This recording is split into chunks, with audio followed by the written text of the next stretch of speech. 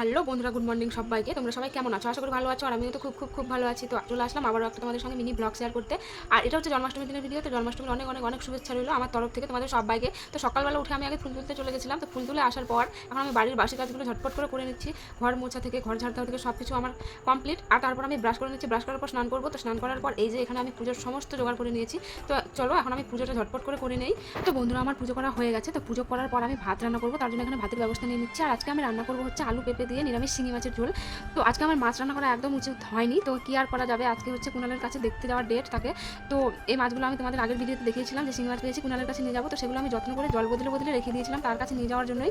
আর আমি আলু সেদ্ধ ভাত খাবো, তার জন্য এখানে একটা আলু সেদ্ধ করতে দিয়ে দিচ্ছি। আর এই যে আমার ছেলের মাছের ঝোল ফুটছে। তো আমার রান্না করা কমপ্লিট। আর এখন আমি আলুগুলো তাড়াতাড়ি বের করে নিয়ে সেদ্ধ আলু দিয়ে ভাত খেয়ে নেবো। তো ভাত খাওয়ার পর এখানে আমি রেডি হয়ে গেছি। আর আমার ছেলের খাবারগুলোও রেডি করে নিচ্ছি। তো হচ্ছে এই যে আমি এখন একা একা হেঁটে চলে যাচ্ছি টোটোর কাছে। আর যেতে যেতে একটু চারপাশটাও দেখে নিলাম বর্ষায় পুকুর ঘাটগুলো। তো আমি টোটোতে করে যাচ্ছি।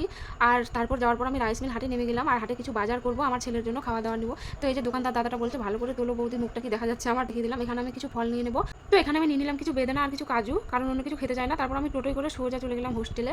আর এই যে আমার ছেলেকে আমি কোলে নিয়ে নিয়েছি দেখো। আর আমার ছেলে মিষ্টি নিয়ে আসতে বলেছিল, তো বড় বড় সাদা মিষ্টি আর লাল মিষ্টি নিয়েছিলাম। তো সেগুলো এখন একটু খাবে। তো বলছে লালগুলো বেশি ভালো, সাদাগুলো ভালো না, বাড়িতে নিয়ে চলে যাও।